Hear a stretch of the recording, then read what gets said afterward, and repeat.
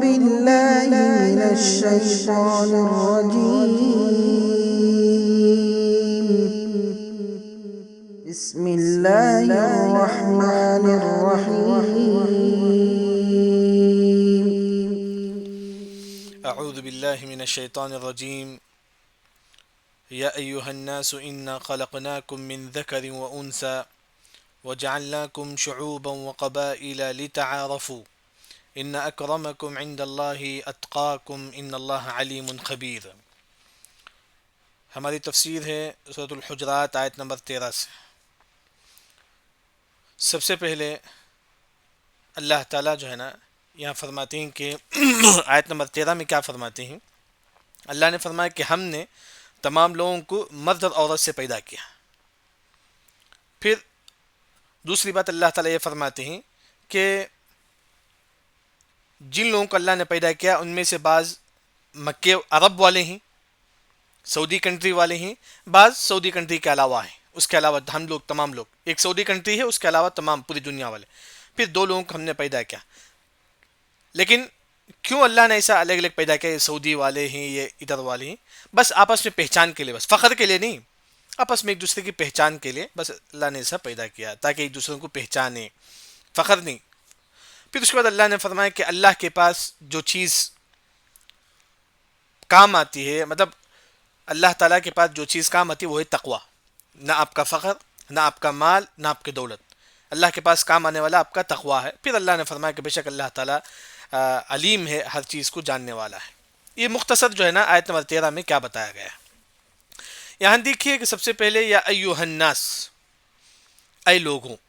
اللہ نے فرمایا کہ اے لوگوں، انا بے شک ہم نے، خلقناکم ہم نے تم کو پیدا کیا، من ذکر، ذکر کا مطلب جنس، و انثی اور لیڈیز. ہم نے تمام کو مرد اور عورت سے اللہ نے پیدا کیا.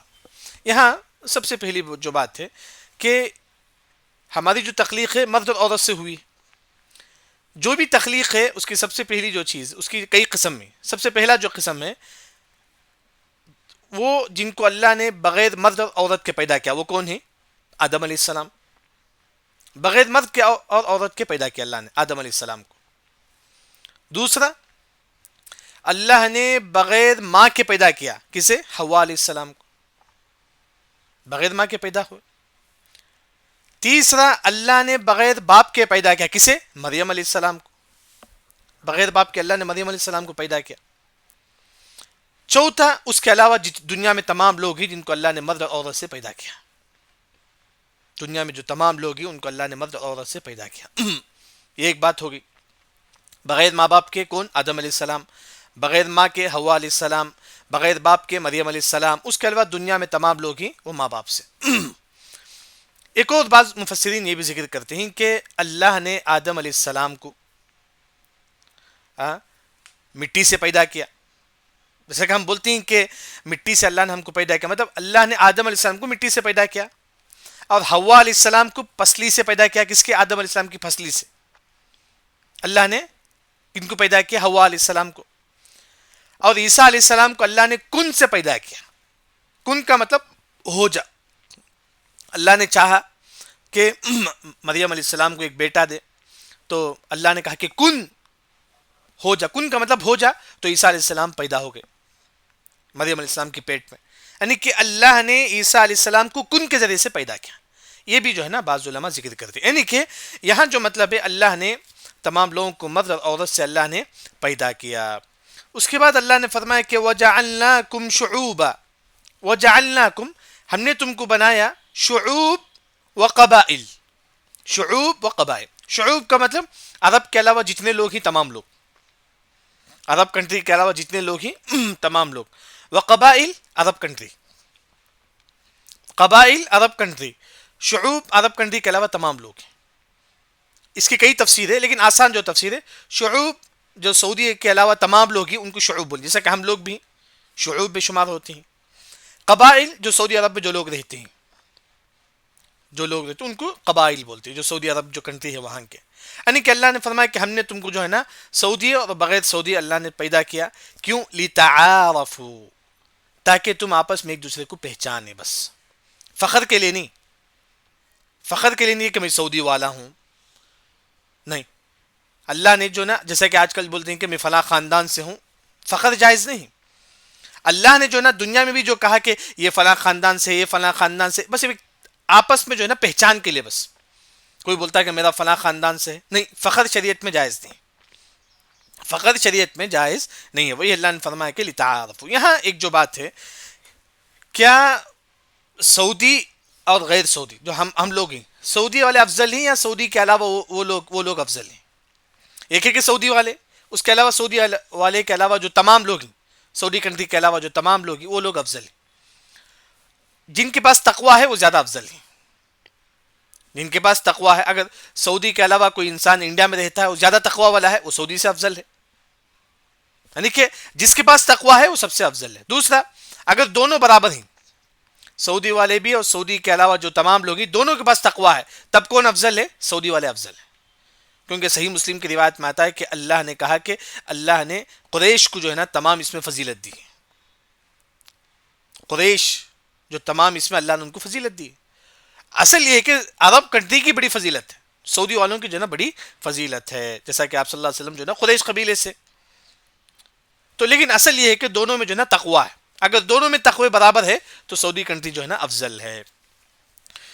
تو اس کے بعد اب دیکھیے، اس کے بعد اللہ نے فرمایا کہ ان اکرمکم عند اللہ اتقاکم.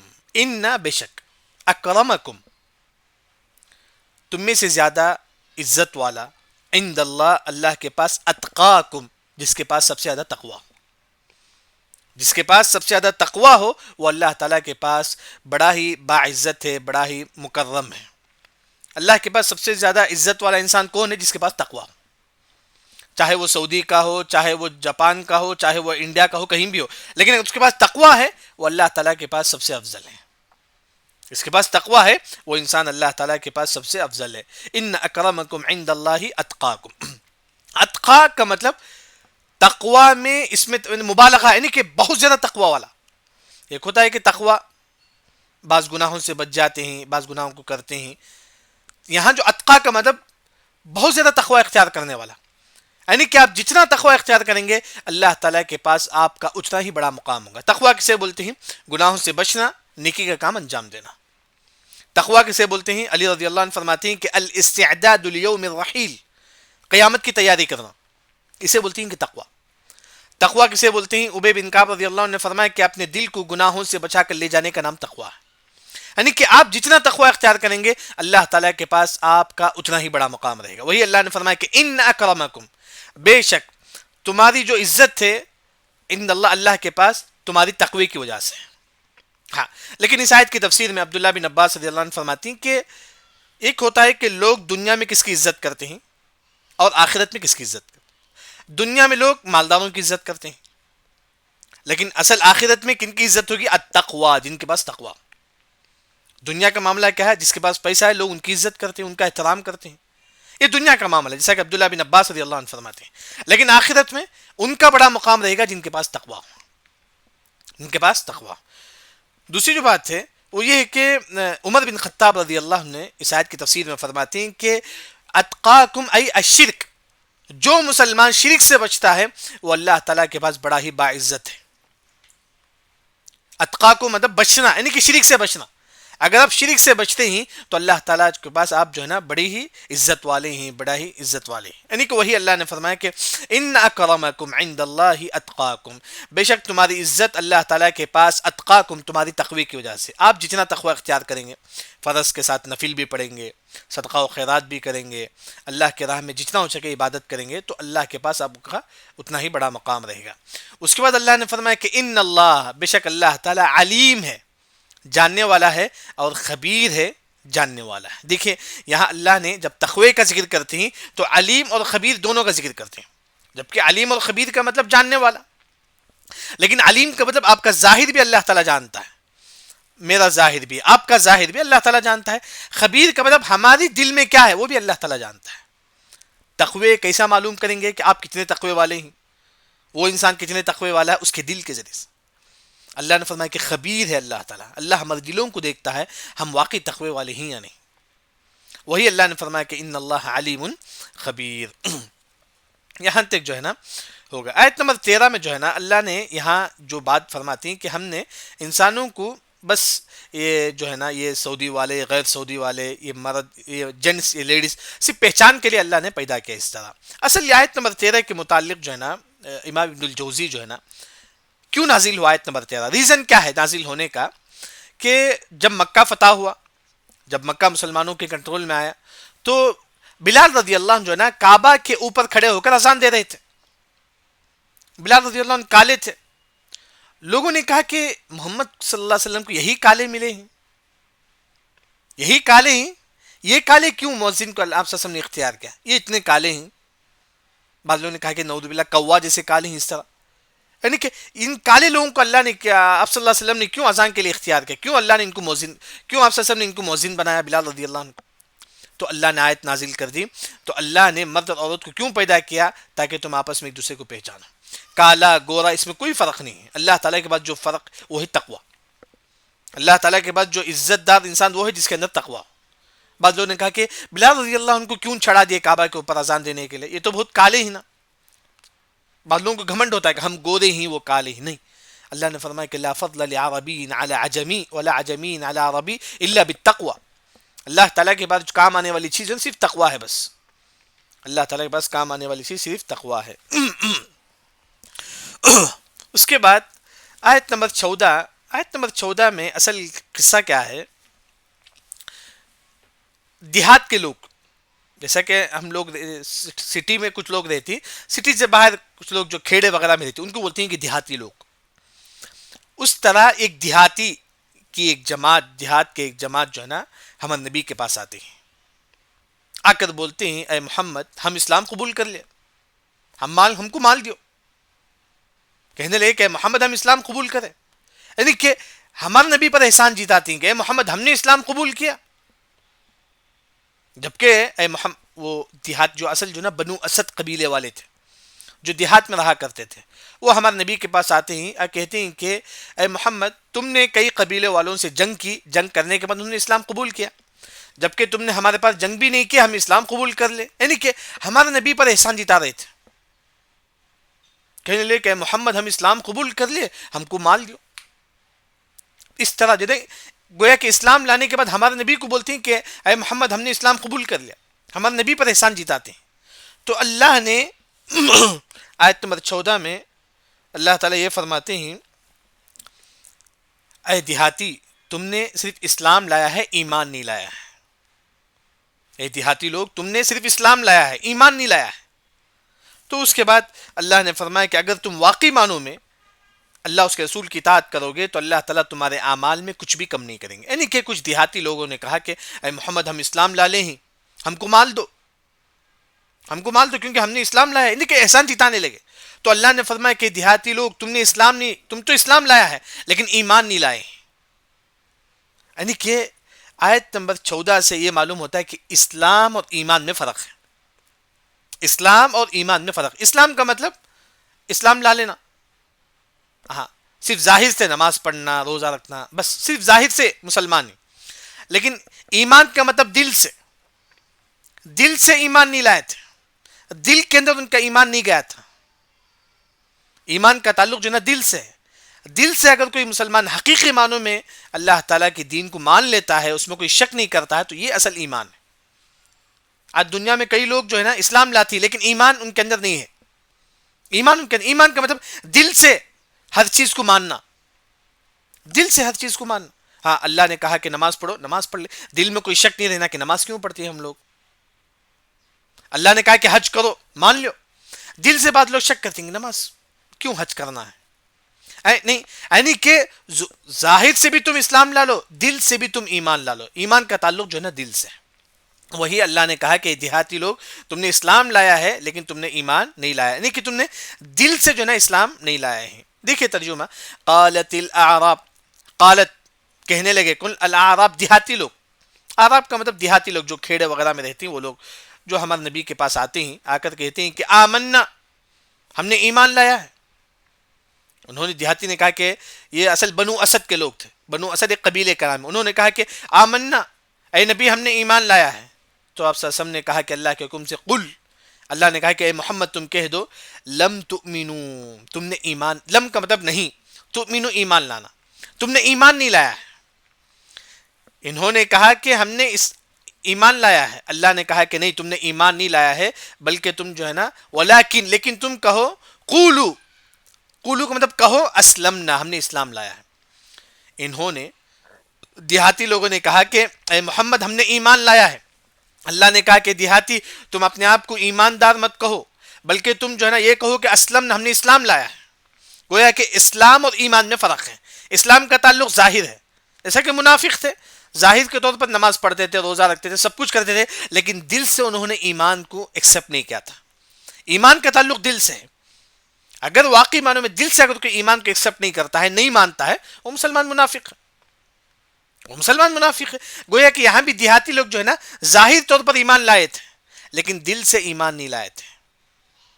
اسی وجہ سے بعض لوگوں نے کہا کہ یہ منافق لوگ تھے، یہ منافق لوگ تھے، لیکن انہوں نے جو ہے نا دل سے ایمان نہیں لایا تھا۔ وہی اللہ نے فرمایا، پھر اللہ نے فرمایا کہ وَلَمَّا يَدْخُلِ الْإِيمَانُ فِي قُلُوبِكُمْ، لما کا مطلب نہیں، لما کا مطلب نہیں، يدخل داخل نہیں ہوا ہے، الایمان ایمان فی قلوبکم تمہارے دلوں میں، یعنی کہ ایمان کا تعلق دل سے ہے۔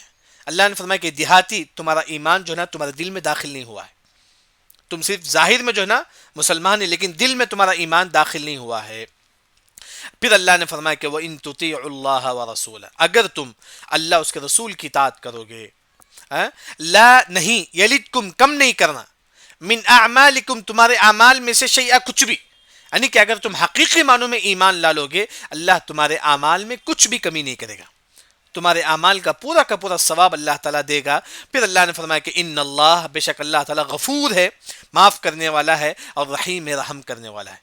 اللہ نے کیوں فرمایا غفور اس آیت کے اینڈنگ میں؟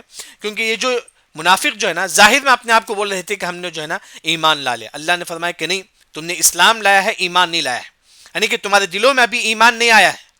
اگر اب بھی تم صحیح معنوں میں ایمان لا لو گے تو اللہ تعالیٰ تمہارے گناہوں کو معاف کرے گا۔ یعنی کہ آیت نمبر 14 سے یہ بتایا گیا کہ کئی لوگ ظاہر طور پر اسلام لاتے ہیں لیکن دل سے نہیں مانتے، دل سے اسے ایکسپٹ نہیں کرتے اسلام کو، جیسے کہ منافق تھے، نماز پڑھتے تھے، روزہ رکھتے تھے، سب کچھ کرتے تھے، لیکن دل سے انہوں نے ایکسپٹ نہیں کیا، گویا کہ دل سے وہ مومن نہیں تھے، دل سے وہ مومن نہیں تھے۔ امام ابن قیم رحمہ اللہ نے اس آیت کی تفسیر میں فرماتے ہیں آج امت کا اکثر لوگ ایسے ہی، امت کی جو میجارٹی جو ہے نا، کئی لوگ تو اسلام تو لاتے ہیں لیکن حقیقی معنوں میں ایمان نہیں لاتے ہیں، حقیقی معنوں میں اس ایمان کو دل سے ایکسپٹ نہیں کرتے ہیں، حقیقی معنوں۔ لیکن آپ دیکھیں کئی لوگ جو ہے نا اپنے آپ کو مسلمان بولتے ہیں لیکن پھر بھی جو ہے نا یہ اس کا کام مطلب حرام کماتے ہیں۔ آخر ایک مسلمان حقیقی معنوں میں اللہ پر ایمان لائے گا تو گناہوں سے بچے گا، گناہوں سے بچے گا۔ یعنی کہ آیت نمبر 14 میں اسلام ظاہری چیز کا نام ہے، ایمان باطنی چیز کا، یعنی کہ آپ کے دل میں کتنا اللہ پر بھروسہ ہے، کتنا اللہ پر یقین ہے، یہ اصل چیز ہے۔ اگر اب انسان حقیقی معنوں میں اللہ پر ایمان لا لے گا تو اللہ تعالیٰ اس کے اعمال میں سے کچھ بھی کمی نہیں کریں گے، اللہ تعالیٰ اس کو مکمل ثواب دیں گے۔ اس کے بعد آیت نمبر 15 میں اللہ نے فرمایا کہ مومن کون ہے؟ اب سوال یہ اٹھتا ہے کہ اللہ نے فرمایا کہ تم نے ایمان نہیں لایا، ایمان کسے بولتے ہیں؟ آیت نمبر 15 میں اللہ نے فرمایا کہ مومن ایمان والا وہ ہے جو اللہ اس کے رسول پر ایمان لاتا ہے، پھر بھی کچھ بھی شک نہیں کرتا ہے، پھر اللہ کے راستے میں جہاد کرتا ہے، یہی لوگ حقیقی معنوں میں مومن ہیں۔ جیسا کہ اللہ نے فرمایا کہ یہودیوں کو، اس دیہاتیوں کو اللہ نے کہا کہ تم نے ایمان نہیں لایا ہے۔ اب ایمان کون ہے؟ ایمان کسے بولتے ہیں؟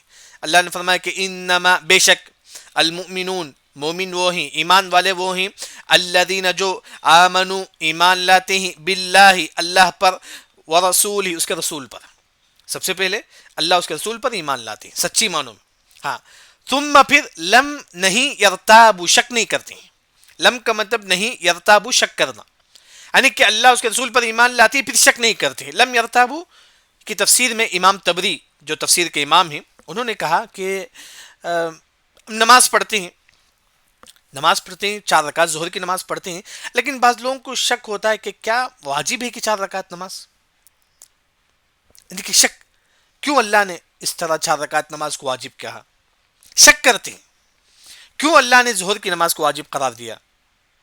شک نہیں کرنا چاہیے، اللہ نے کہا اس پر عمل کرو، یعنی کہ حقیقی معنوں میں مومن وہ ہے جو اللہ نے کہا کہ حج کرو اس پر شک نہیں کرنا. کیوں اللہ ہم حج کریں گے؟ اللہ نے کہا کہ روزہ رکھو، کیوں ہم روزہ رکھیں گے؟ شک کرتی ہیں کہ کیا روزہ کنفرم رکھنا ہے. یعنی کہ قرآن حدیث پر ایمان لانا ہے، اس میں کچھ بھی شک نہیں کرنا ہے. کچھ یہ اصل مومن وہ ہے جو قرآن حدیث پر ایمان لاتا ہے ثم لم یرتاب، پھر شک نہیں کرتا ہے. روزہ واجب ہے، ہاں الحمدللہ اللہ اس کے رسول نے کہا کہ روزہ واجب ہے، ہم روزہ رکھیں گے. اللہ اس کے رسول نے کہا کہ 5 وقت کی نماز واجب ہے، الحمدللہ ہم نماز پڑھیں گے. شک نہیں کریں گے کیوں واجب ہے نماز. اللہ اس کے رسول نے کہا کہ حج واجب ہے، الحمدللہ ہم حج کریں گے. یہ دیکھیں کیوں حج واجب ہے؟ نہیں. تو وہی اللہ نے فرمایا کہ ثم لم یرتابوا، تم شک نہ کرو دین میں جو ہے نا، کچھ بھی شک نہ کرو. پھر اللہ نے فرمایا کہ وجاہدوا، تم جہاد کرو، باموالہم، اپنے مال سے، وانفسہم، اپنے آپ سے، فی سبیل اللہ، اللہ کے راستے میں. یعنی کہ تم جو ہے نا جہاد کرو اللہ کے راستے میں. اللہ کے راستے میں جہاد کرنا یہ سب سے افضل عمل ہے. وہی اللہ نے یہاں فرمایا کہ مومن وہ ہے جو اللہ اس کے رسول پر ایمان لاتا ہے، پھر دین میں شک نہیں کرتا ہے نماز کیوں واجب ہے، روزہ کیوں واجب، شک نہیں کرتا ہے. پھر اس کے بعد جہاد کرتا ہے. اللہ نے فرمایا کہ اولئک هم الصادقون، یہی لوگ جو ہے نا سچے لوگ ہیں. اولئک، یہی لوگ، هم الصادقون، سچے لوگ ہی، یہی لوگ حقیقی معنوں میں مومن ہیں. یعنی کہ آیت نمبر 14 میں اللہ نے دیہاتیوں سے کہا کہ دیہاتی تم صرف اسلام لائے ہیں، ایمان نہیں لائے ہیں. ایمان کا مطلب جو ہے نا دل میں پوری چیز کو ماننا، دل سے جو ہے نا اسلام کو ماننا، ایکسپٹ کرنا. پھر اللہ نے فرمایا کہ ایمان والے، حقیقی معنوں میں ایمان والے کون ہیں؟ جو اللہ اس کے رسول پر ایمان لاتے ہیں، پھر شک نہیں کرتے ہیں، دین کی کسی بھی چیز میں شک نہیں کرتے ہیں اور جہاد کرتے ہیں. یہی لوگ حقیقی معنوں میں جو ہے نا مومن ہیں. اس کے بعد آیت نمبر 14 میں اللہ نے فرمایا کہ قل اتعلمون اللہ بدینکم، یعنی کہ یہ دیہاتی لوگ جو ہے نا دل میں کفر کو چھپا کر اپنے آپ کو مومن بول رہے تھے، اپنے آپ کو مومن بول رہے تھے. اللہ نے فرمایا کہ قل، اے محمد تم کہہ دو، اتعلمون اللہ، کیا تم کا مطلب کیا، تعلمون، تم بتانا چاہتے ہو اللہ کو، بدینکم، تمہارے دین کے بارے میں. یعنی کہ یہ دیہاتی لوگ ہیں نا اپنے آپ کو بول رہے تھے کہ ہم مومن ہیں.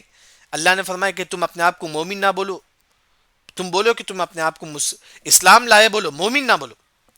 یعنی کہ یہ اللہ کو بتانا چاہتی ہے کہ ہم مومن ہو چکے ہیں، جبکہ اللہ تعالی ہمارے دلوں کو دیکھتا ہے. قل لا تعلمون اللہ بدینکم، کیا تم اللہ کو تمہارے دین کے بارے میں بتانا چاہتے ہو؟ ہاں، لیکن اس آیت سے ہم کو کیا سبق ملتا ہے؟ بعض لوگ بولتے ہیں کہ نماز سے پہلے میں 4 رکعت ظہر کی نماز پڑھتا ہوں. یعنی کہ تم اللہ کو بتانا چاہتے ہو کہ تم نے نماز پڑھتے، جبکہ اللہ کو معلوم ہے، اللہ کو معلوم ہے. تم اللہ کو بتانا چاہتے ہیں کہ ہم نماز، بعض لوگ فرض نماز سے پہلے زبان سے نیت کرتے ہیں میں نماز پڑھنے والا ہوں، روزہ رکھنے والا ہوں. کیا تم اللہ کو بتانا چاہتے ہیں کہ تم روزہ رکھنے والے ہیں، جبکہ اللہ کو معلوم ہے؟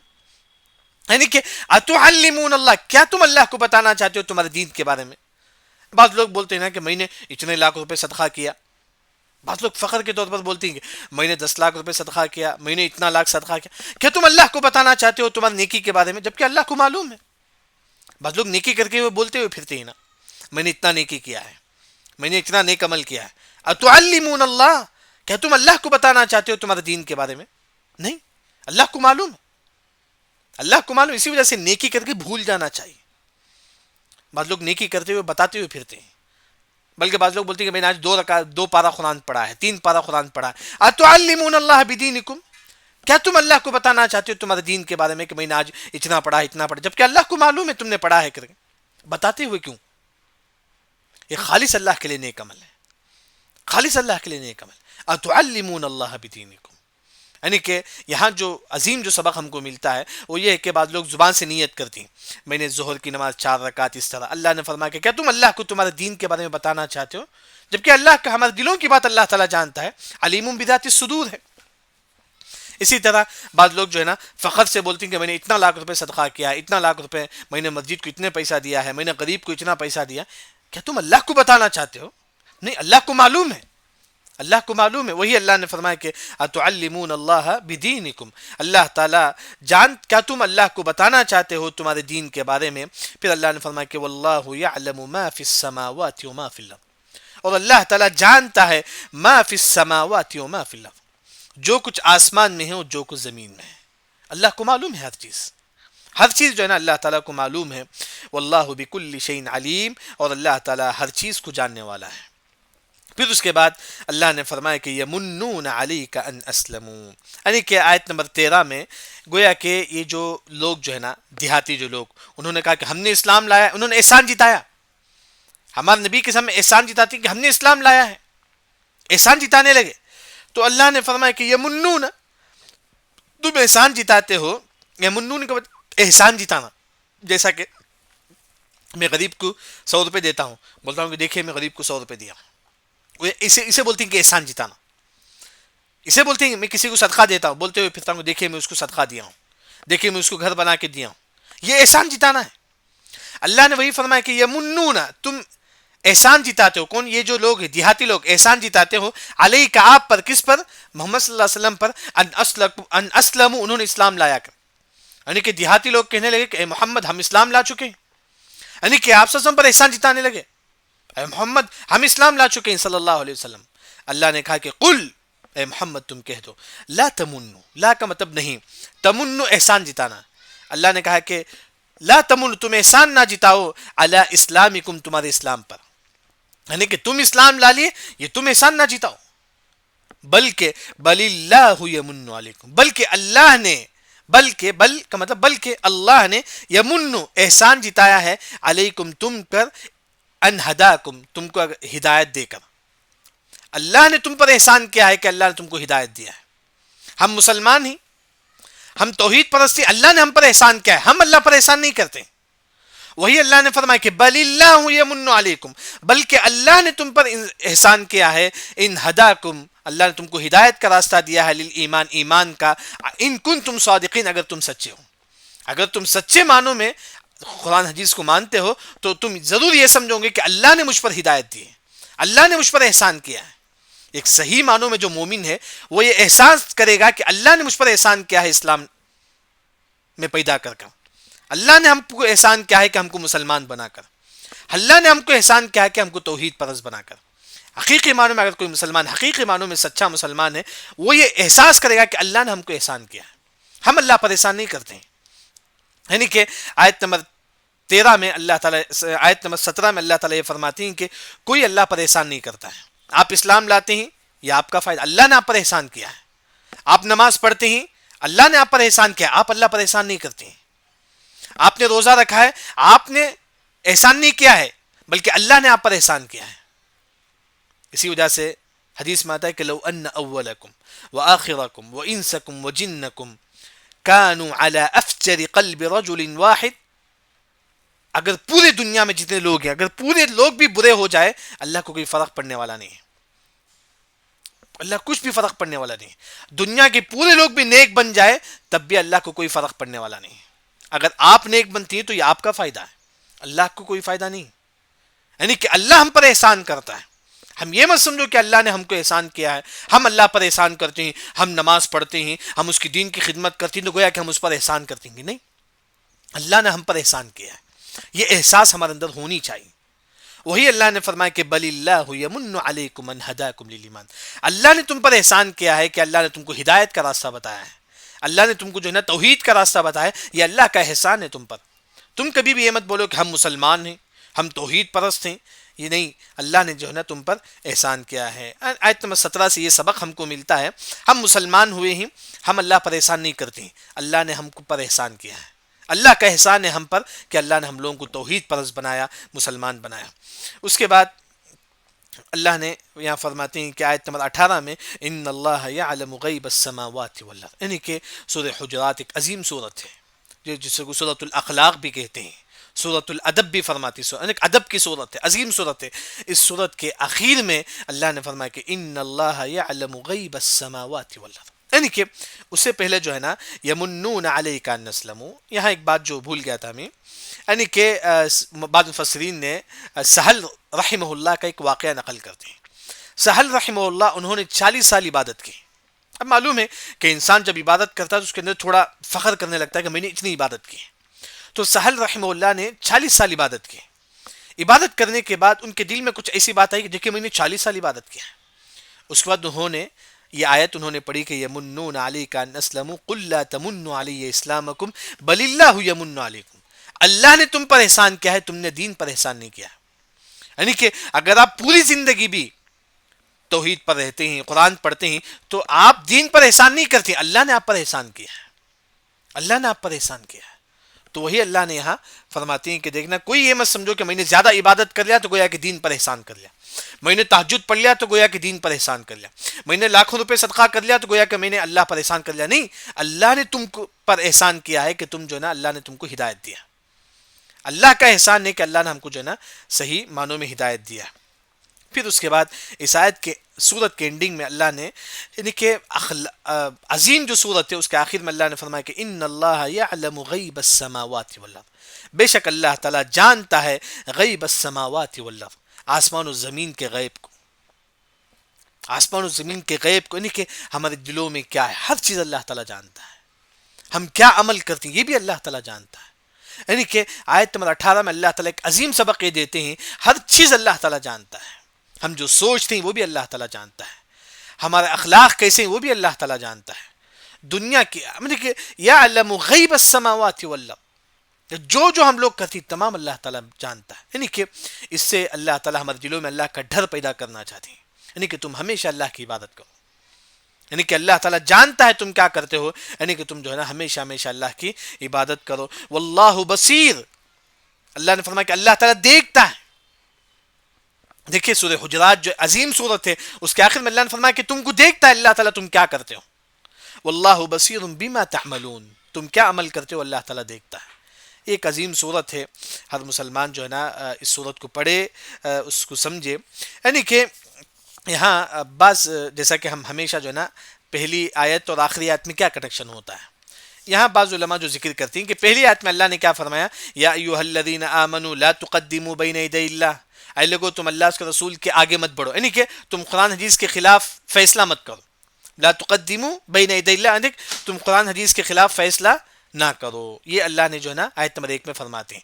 اگر کوئی مسلمان قرآن حدیث کے خلاف فیصلہ کرتا ہے، کوئی بھی فیصلہ ہو، نکاح کا ہو یا بزنس کا، کوئی بھی بات تو قرآن اس کے خلاف اگر کرتا ہے تو اللہ نے فرمایا کہ قل اتعلمون اللہ بدینکم، کیا تم اللہ کو تمہارے دین کے بارے میں بتانا چاہتے ہو؟